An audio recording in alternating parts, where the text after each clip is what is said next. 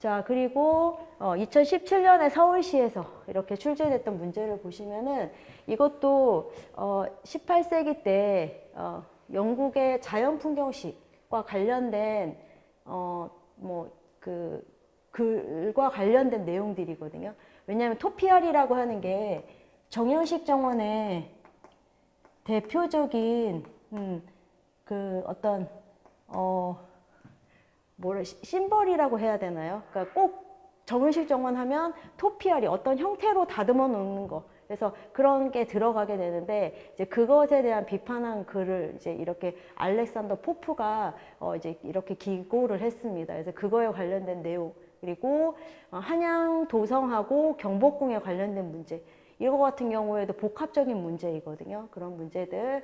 그 다음에 운조루 같은 경우에는 조선시대 때 주택정원에 해당이 됩니다. 그래서 우리가 공부를 다 하고 나면 이렇게 하나하나 보면은 나중에 별서하고 또 주택정원하고 또 엄청 헷갈리거든요. 민간정원 중에서는 별서 있고 주택정원이 있는데 이거 두 개 유형 혼동되지 않도록 하는 것들 그리고 이제 사찰 중에서 삼보 사찰 중에서 송광사가 문제가 출제가 됐었고 그 다음에 계획에서는 자, 요 또 법에서 도시공원하고 녹지 등에 관한 법에서 설치가 불가능한 시설. 자, 보통 골프장이 30만 이상에서 들어가는데 여기서는 20만 제곱미터의 도시 지역권 근린공원에 설치가 불가능한 시설이라고 해서 이제 문제가 출제됐었다라고 보시면 되고 자, 그 다음에 여기 보면 조경 기준 같은 경우에는 이거는 건축법에 관련돼서 대지안의 조경에 조경 기준이 있다라고 했죠. 거기에서 옥상 조경 시 옥상에다가 수목을 식재하면 여기에 수목을 가중 산정해 주거든요. 자, 그거는 무슨 말이냐면 건축법에 보면 여기 조경 기준이라는 게 있다라고 했고 그리고 이 지금 여기에서 행하는 곳이 다 도시잖아요. 그러니까 이 도시에서 도시를 또 다시 나누면 주거, 그 다음에 상업, 공업, 녹지 이렇게 나눠집니다. 그러면 주거 지역에 해당이 될 때는 뭐 1제곱미터당 나무를 0.2주 식재한다. 상업지는 0.1이고 뭐 그다음에 공업지는 0.3이다. 이런 식으로 해서 이거 다 암기하셔야 되는 것들이거든요. 그래서 이렇게 해서 이거를 가지고 나무를 얼마 최소한 몇 주를 이렇게 심어야 된다라는 게 결과값이 이렇게 나옵니다. 그러면은 이제 대지안에 이렇게 조경을 할 때 요 주수를 여기다 채워야 되거든요. 채워야 될 때 여기에 만약에 옥상에다가 수목을 식재하면 나무를 더 가중 산정해 준다라는 것들은 한 주를 가지고 얘가 2주가 될 수도 있고 3주가 될 수도 있게 한다라는 겁니다. 근데 옥상의 가중 산정은 무조건 그냥 1.5주입니다. 그래서 여기에 나온 값에 예를 들어서 이제 이게 나왔고 나는 옥상에다가 나무를 3주를 식재를 했다 라고 한다면 자 여기에서 1.5를 곱하면 4.5주가 된다 라고 보시면 됩니다. 그래서 이런 것들은 지금 숫자가 좀 애매하긴 한데 1.5주에 이제 가중치를 준다라고 나오니까 값은 뭐 이렇게 나올 수 있습니다. 뭐 한 주면 한 주지, 뭐 5주면 5주지, 막 이렇게 생각하시면 안 되고, 이거는 이제 계산에 의한 이제 정밀한 값이니까, 아, 계산 수치로는 요 정도가 나오는구나라고 보시면 되거든요. 그래서 이제 그런 가중 산정, 이것도 이 적용 기준에 관련된 내용들을 샅샅이 다 봐야지 문제를 풀 수 있는 문제거든요. 그래서 그런 것들이 나왔었다라고 보시면 되겠고, 그 다음에 홀의 개인적 공간. 자, 우리가 지금 코로나 때문에 사회적 거리 유지하고 있잖아요. 그래서 홀의 개인적 공간 같은 경우에는 이제 공간의 구분이 4개로 나눠집니다. 그래서 친밀한 거리, 그 다음에 개인적 거리, 사회적 거리, 공적 거리. 자, 이거에 관련된 공간에 관련된 문제. 그리고 개인적 공간하고 항상 같이 그러니까 얘 아니면 얘 이렇게 나올 수 있는 게 공간에 대한 영역성.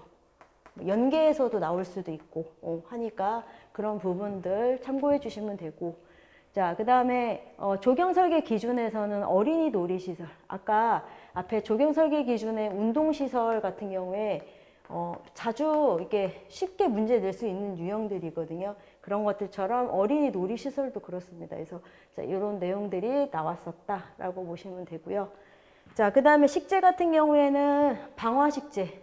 자, 방화, 우리 보면 이거는 수목의 기능 식재에 해당이 되거든요. 수목의 기능을 목적으로 하는 식재.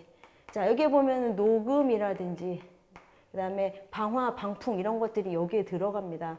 예, 그래서 이 이제 방화에 관련된 내용, 방화용으로 가장 적합한 수종은 상록화렵수거든요. 상록화렵수. 왜냐하면 우리가 불이 났을 때 이 불을 누가 그 소방차가 오기 전에 대신 좀 막아줄 수 있는 식재가 방화 식재인데, 그게 이제 나무에 너무 진이 많거나 이러면은 소나무처럼 이런 것들은 더 활활 타겠죠. 그래서 잎에 일단 잎이 좀 두껍고 잎 안에 물이 좀 차 있는 이런 상록화렵수 같은 수종들이 적합한데, 그거 관련된 것들. 자, 그리고 잔디 식재 방법. 자, 잔디는 우리가 두 가지가 있죠. 두 가지. 크게. 들잔디. 우리가 많이 심는 잔디는 난지형 잔디. 자, 그리고 골프장 같은데 보면 항상 잔디가 파릇파릇하잖아요. 그런 것들 한지형 잔디. 자, 그래서 많이 쓰는 들잔디 같은 경우에는 우리 잔디밭 조성했는데 이제 가을에 가면은 잔디가 다 이렇게 말라 있죠. 그러니까 얘는 동면에 들어간 상태라고 보시면 되고, 다음 연도에 이제 봄에 또 이렇게 잎이 나오겠죠. 그래서 보통 난지형 잔디 같은 경우에는 지금처럼 이렇게 잔디를 떼장을 갖다 붙입니다. 이런 식으로. 그래서 붙일 때 전체를 다 붙이냐 아니면 한 장씩 어긋나게 붙이냐, 이런 것들.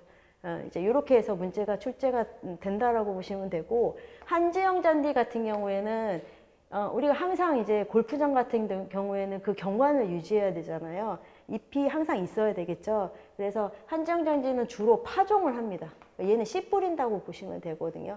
그래서 일단 잔디도 식재를 할 때 이런 씨를 뿌리는 형태가 있고, 그 다음에 이런 그 지하경, 포복경으로 자랄 수 있도록 자란 것들을 이렇게 떼장으로, 보통 30 x 30이거든요. 30cm, 30cm 이런 것들 이렇게 붙이는 방법들이 있다라고 알아두시면 되겠습니다.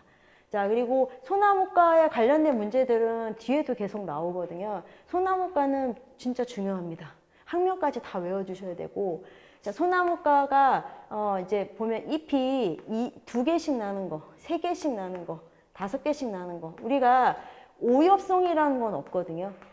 그냥 잎이 5개씩 이렇게 나오는 종류들이 보통 잣나무 종류들 여기에 들어갑니다. 그냥 잣나무, 섬잣나무, 스트로브 잣나무. 잎이 물론 기냐 짧냐, 잎 끝이 이제 또 날카롭냐, 뭐 이런 것들에 따라서 좀 달라지지만 잎이 5개씩 모여나죠. 그래서 속생한다, 뭉쳐나기, 우리나라 말로는 이렇게 말하는데, 이거는 필수입니다. 이거는 무조건 외워야 되는 것들. 그래서 요것도 이제 외우는 것들 나중에 설명드릴 건데, 이제 그거에 대한 문제들. 그리고 조경식물의 번식 방법은 이제 실생으로 번식시키는 거, 말 그대로 파종하는 거 하고, 그 다음에 무선 번식하는 것들이 여기에 들어가죠. 그래서 젖목이나 뭐 삽목이나 이런 부분들, 뭐 취목이나 이런 거에 관련된 문제들, 올해에도 나왔었는데 아무튼 그런 문제들 나왔었고, 그 다음에 산수유의 학명 같은 것들 출제됐었다라고 보시면 되겠습니다. 자, 그리고 시공학에서는 조경석의 평균 규격, 이거는 이제 많이 나오지는 않을 것 같고, 한 번 정도 나오고 많은 문제인 것 같은데, 아무튼 이런 것들이 있고, 그다음에 비탈면의 녹화공법하고, 자, 그 다음에 비탈면 같은데 이런 시드 스프레이 같은 거 많이 하거든요. 그래서 그런 거 하고, 그 다음에 공정표. 자, 공정표는 공사 계획표 세우는 것들. 그래서 뭐 횡성식 공정표냐, 횡성식, 그 다음에 우리가 뭐 기성고 곡선, 기성고, 그 다음에 네트워크 공정표. 뭐 이거는 네트워크 공정표 같은 경우에는 PERT, 퍼트하고 CPM 같은 것들이 있는데, 그것에 관련한 것들을 다 알아야지 풀 수 있는 문제. 그러니까 이런 것들 같은 경우에는 공정표를 다 알고 퍼트하고 CPM을 다 알아야지 풀 수 있으니까, 이제 그런 유형의 문제가 앞으로는 많이 나올 거라는 거죠. 그래서 그렇게 나왔었고, 그다음에 조경 적산의 분류에 관련된 문제들이 나왔었다라고 보시면 되겠습니다. 그다음에 조경 관리에서는 소나무의 병해충에 관련된 부분, 뭐 소나무 같은 경우에는 제선충병하고 이제 그다음에 소나무에 피해를 준 해충 같은 경우들 있잖아요. 그래서 그런 것들에 관련된 문제들이 나오니까 특히 소나무는 소나무과에 해당되는 수목, 그다음에 소나무에 피해를 주는 병해충 이런 것들은 꼭 묶어서 다시 한번 검토할 때 보시면 되고, 그다음에 공원 녹지에 관련해서 이제 이용 지도, 이거는 그 관리 부분의 첫 파트에 나오거든요. 그래서 이용 관리 같은 것들 이제 어떻게 해야 되는지, 이거는 이 관리하는 사람이 지도하는 부분들이거든요. 이용자들을. 그래서 그런 문제들이 나왔었다라고 보시면 됩니다.